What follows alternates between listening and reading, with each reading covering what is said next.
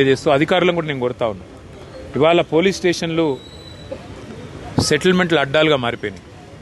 పోలీసులు అదేవిధంగా ఇతర అధికారులు ఒకటే పని పెట్టుకున్నారు.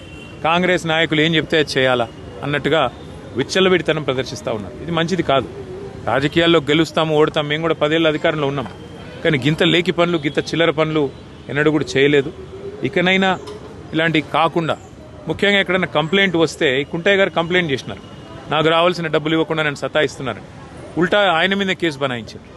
అంటే ఈ రకమైన వేధింపులు, ఈ రకమైన సివిల్ మ్యాటర్లో కూడా పోలీసులు దూరడము, సెటిల్మెంట్లకు ప్రయత్నం చేయడము, ఈ రకంగా అరాచకం చేయడము ఇది ఎంతమాత్రం మంచిది కాదు.